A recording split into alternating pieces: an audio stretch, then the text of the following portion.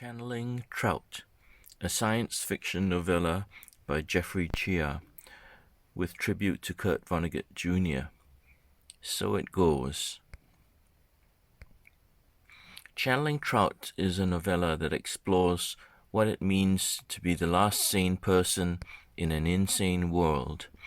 The multi-layered story acknowledges and champions the strong anti-war and pro-environmental platforms of the late great writer Kurt Vonnegut Jr. All fictional speculation within is based on hard science fact, not pseudoscience fantasy. The style pays homage to Kurt's satirical gallows humor, albeit incorporating darker vignettes reflecting the harsher times we now live in. It portrays our world today under the yoke of a failing American global empire as it truly is, mentally dysfunctional, perversely dystopian, and on the verge of collapse. In memory of Kurt, who is in heaven now, that was his favorite joke, and who continues to speak to us from beyond the grave, which is no mean feat. Peace and love. A sane person to an insane society must appear insane. KV. Dedication to Julian Assange, whose greatest crime was exposing the war crimes of the USA. Table of contents.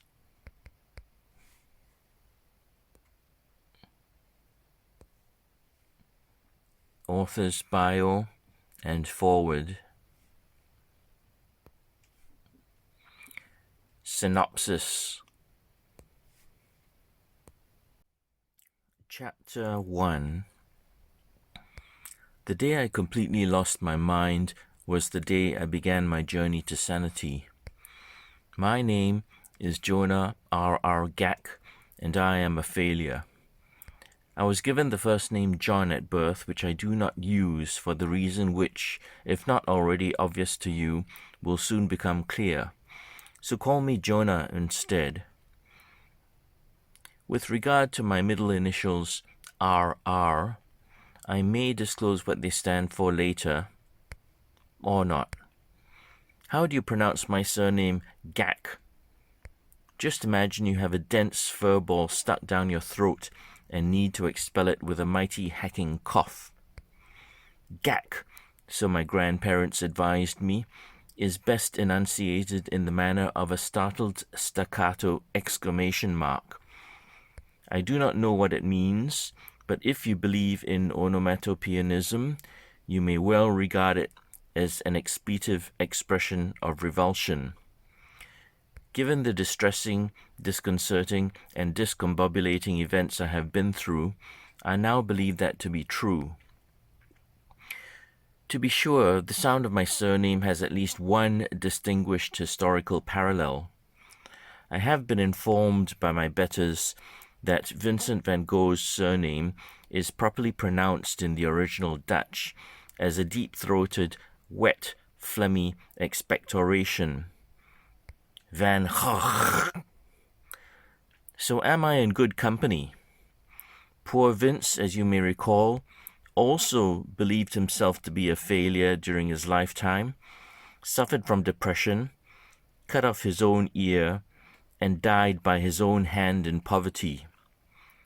So maybe not such good company, maybe not such a good example to follow. But here's the thing. Nobody really cares, least of all me. And what is the heritage of the Gakk surname? To the naive and gullible, I have let it be known that I am a scion of the venerable Montauk, Long Island Gakks, who pioneered automated loom technology in the 1920s, but lost their fortune in the Great Depression, never to be regained again. Those who believe such a fib may well be useful manipulable marks. In truth, if there is indeed such a thing as truth, my understanding is that my father's family descended from Crimean Tatars, who in turn descended from the Golden Horde, who in turn migrated west from the wintry East Asian steppes of Mongolia. Maybe migration is not the correct term to use for the Mongol hordes, any more than it can be used to describe the historical migration of Europeans to the Americas and Australia. Are genocidal invaders who murder 95% of the native population migrants? Probably no more so than desperate refugees fleeing from the bombed-out war-torn homeland of Iraq to Europe can be termed migrants. Invader equals migrant. Refugee equals migrant. Therefore, refugee equals invader. Potato, potato. Chapter 2. So here's the thing. The first time I saw the ghost of Kilgore Trout, I was certain that I had completely lost my mind.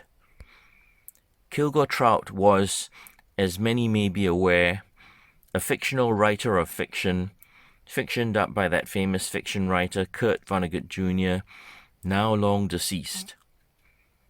How did I know that the apparition was Kilgore Trout?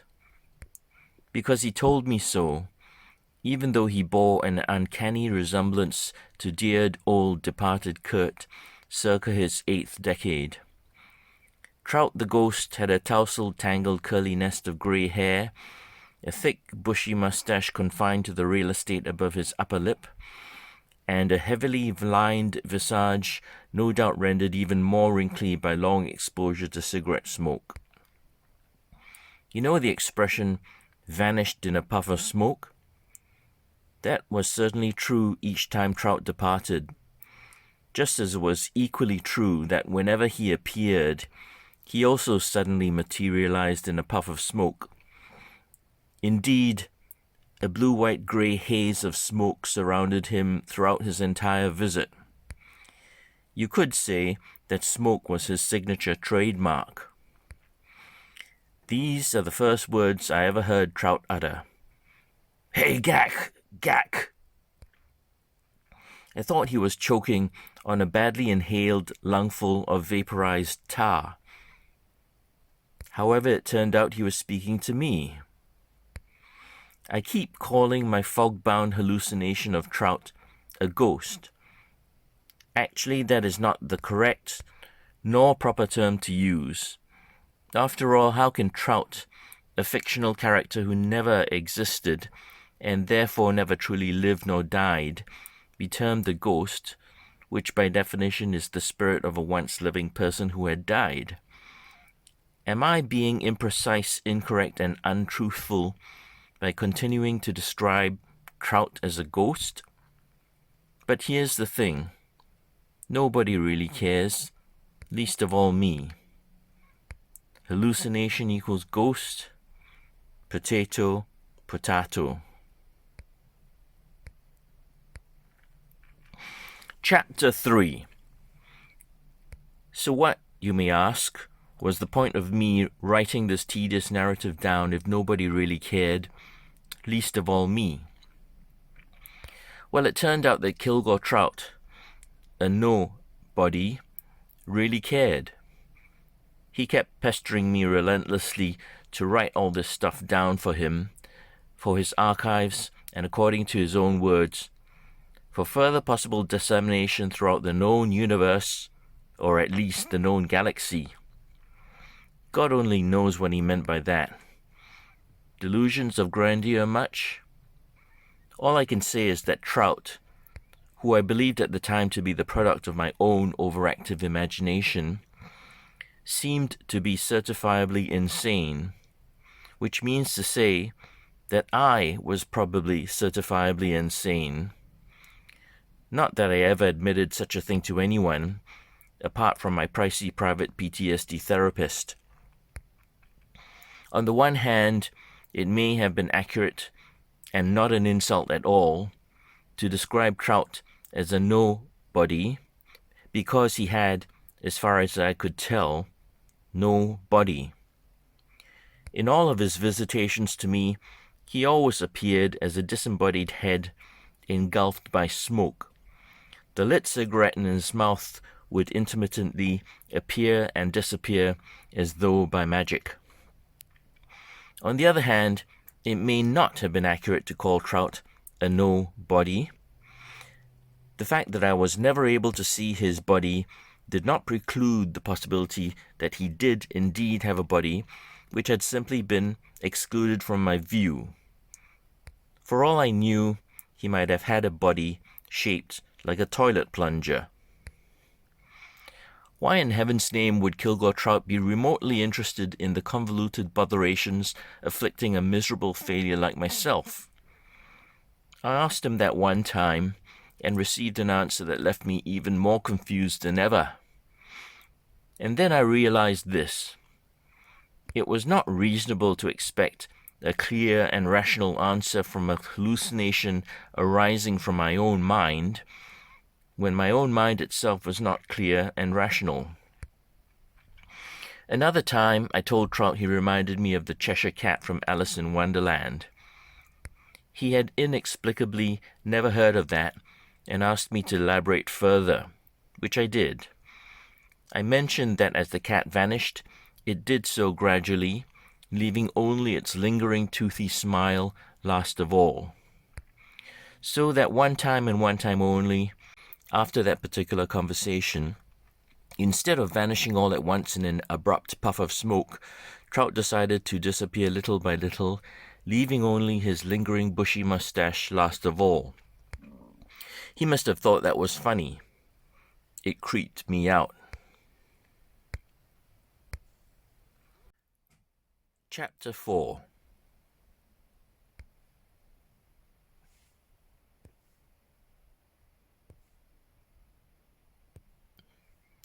Chapter 5.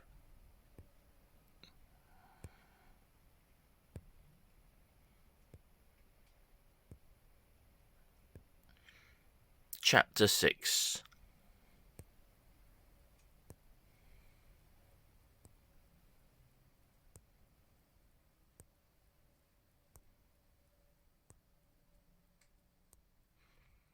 Chapter 7. This chapter is not part of Jonah Gakk's narratives. It was inserted post hoc by a human archiver, being deemed useful background information. My Alien Revelation, or How One Sentient Intelligence Avoided Self-Destruction, by Jeffrey Chia, Human. Chapter 8. Jonah Gakk's narrative resumes. My first 6 chapters were written above ground in sunlight, pre-apocalypse, for a human readership. This and subsequent chapters are being written underground in artificial light, post-apocalypse. The human readership no longer exists. Here I will outline the intellectual legacy of my grand-aunt Melina Gakk, a.k.a. Granty Gakk, a.k.a. M.G. Fontaine. After Kilgore Trout said he wanted to archive my personal pathetic narrative for further possible dissemination throughout the known universe, or at least the known galaxy, I convinced myself that it was actually my own sense of self-importance, my own inflated ego, that was talking, manifested via the Trout hallucination. That was occurring even as my superego was simultaneously trying to convince my id that I didn't really care. There were so many complicated layers to being crazy. Busy. Wasn't it Orwell who said that real insanity was the ability to hold 2 mutually contradictory thoughts in your head and believing them both to be equally true? Words to that effect. Or maybe it was someone else who said it, I don't quite remember. Wish I had the internet available today to check up on these things. I told Trout that it would be far more worthwhile to archive some of the key thoughts and ideas of M.G. Fontaine, who was an innovative scientific thinker. But what more can anyone add to the volumes of material in the public domain that have already been written about her? Well, I can add the unique perspective of her own grandnephew, me. So whether Trout likes it or not, I am adding these chapters about Grantee Gakk to his archives. Salvador Dali purportedly said that the difference between myself and the surrealists is that I am a surrealist. In the same vein, I would say that the difference between M.G. Fontaine and the science fiction writers was that M.G. Fontaine was a science fiction writer. She considered standard run-of-the-mill sci-fi novels about space travel and alien encounters to be pedestrian pablum, offering the same intellectual taste and nutrition as soggy cardboard. Mimeographed moronic mediocrity, she called it. I had to look up what a mimeograph was. She used metaphors from a bygone era, unlike nowadays when you can send out 1,000 digital copies of an e-document with the click of a mouse. I mistakenly wrote nowadays above through force of habit and must correct myself. Obviously, I was not being accurate. I was referring to the time before this 2026 nuclear apocalypse, particularly the good old days of peak industrial civilization between 1990 and 2020. Nowadays, a hand-cranked mimeograph would represent unattainable advanced technology. At her core, Grantee Gakk was a hard science realist rather than a pseudoscience fantasist. She thought long and hard about the practicalities of interplanetary space travel, the immense size of the universe, and the epic timescales of past and future, about the very meaning and nature of life itself, about how biological memories and personalities and habits and skills were just collections of encoded molecules and neuronal networks, patterns which could be electronically emulated, about how thoughts and sensations were just electrical brain impulses, which could therefore be broadcast and received with sufficiently advanced technology. In her serious work, she was a stickler for keeping within the boundaries of feasible scientific speculation. Any story violating the physical laws of nature would by definition be supernatural non-science.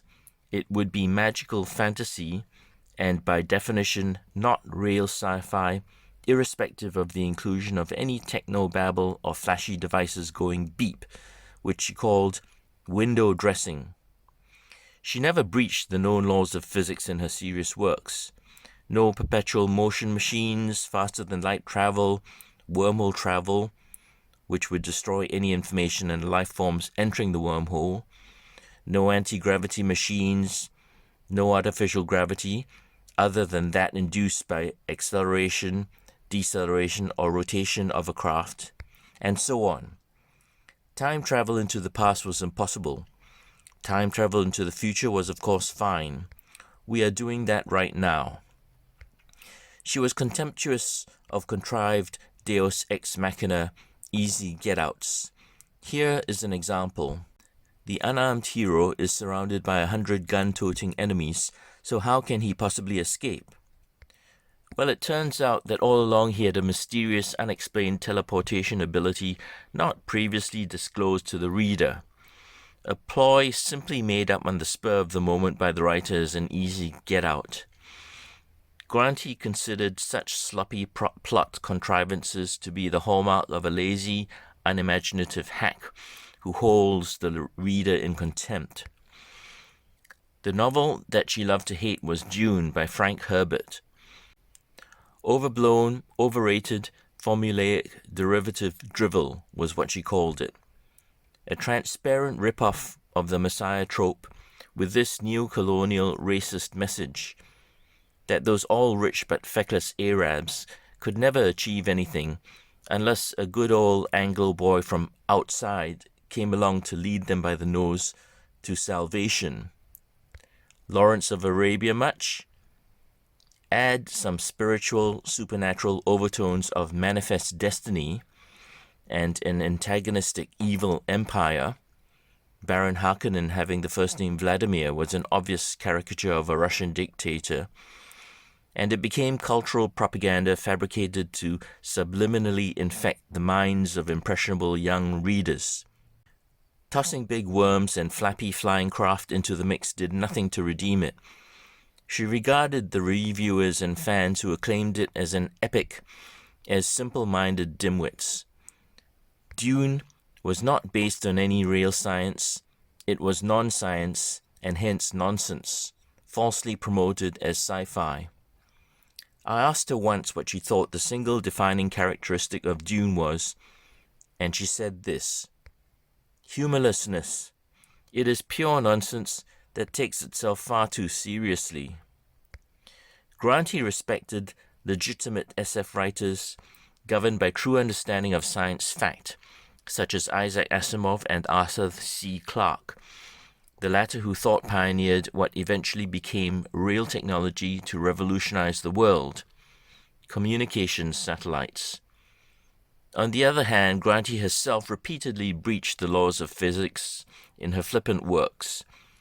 She enjoyed absurd farce in which the authors never pretended that their outrageously wild and impossible techno-fantasy scenarios remotely resembled serious science speculation. She herself dabbled in this genre, and very successfully too. She endorsed satirical cautionary tales mocking the madness of the prevailing establishment. In her view, Kurt Vonnegut Jr. was top of that list, and Douglas Adams next. She was the one who introduced me to the writings of Kurt when I was a kid. Granty, being the immensely versatile writer she was, wrote both comically absurd dystopian pseudoscience farce as well as serious hard science speculation. It was the former which became popular and earned her great wealth. However, it was the latter, mostly ignored or derided by the ignorant critics and the unwashed proles, that she was most proud of. She graded her own works on one occasion, and the novel she considered her best, which she gave an A+, was The Ichneumon Project, which unfortunately sank into complete obscurity shortly after publication and never saw a second print run. It was a commercial failure. Her publisher said it was too relentlessly bleak and pessimistic. It portrayed human beings as the gormless playthings of the aliens. Irrespective of how advanced and capable and intelligent any aliens who invade the Earth may be, the humans must always win in the end, perhaps by some ridiculous deus ex machina get-out for a novel to sell.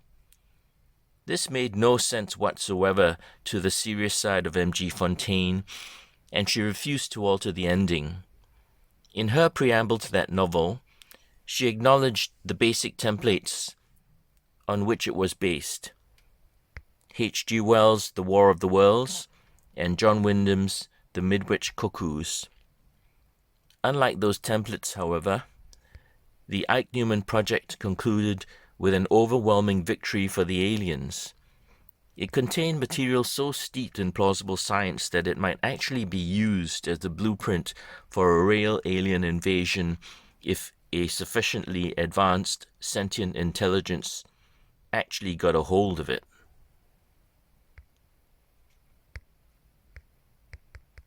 Chapter 13. Kilgore Trout asked me to write down my personal memoir for his archives, but so far I have mainly described the accomplishments of my grandaunt Melina Gakk. I now resume my own story. In deference to the wishes of my erstwhile hallucination, I now feel obliged to mention the greatest personal literary achievement of my lifetime. It was the near optioning of an original script I had written for a feature film, a non-sequel to a non-sequel. The fruit of my literary genius was to be made by an Italian producer into a live-action movie titled Troll 3, not to be confused with the Hollywood animation movie and its sequels titled Trolls.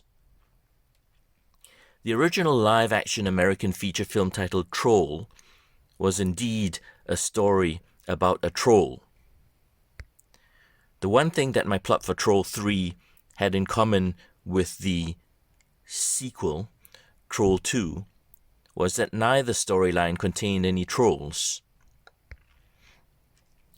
Troll 2 was a story about a family fleeing from vegetarian goblins intent on mutating the humans into plants so as to eat them. Troll 3 was my story about cannibal scientists intent on mutating plants into humans so as to eat them. My brilliant plot twist was this: the plants that were mutated into humans also turned out to be cannibals, who then proceeded to eat the cannibal scientists. Talk about a plan backfiring.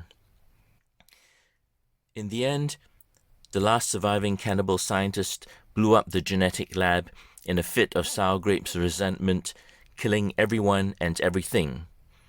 I still await confirmation from the Italian producers who pre-optioned my script, but by this time I must accept that nothing will come of it. They are unlikely to have survived the nuclear apocalypse of 2026, much less have any ability nor motivation to produce a movie for a human audience that no longer exists. In the unlikely event they managed to survive, they may well now be engaging in cannibalism, which, to say the least, would be ironic. So it goes.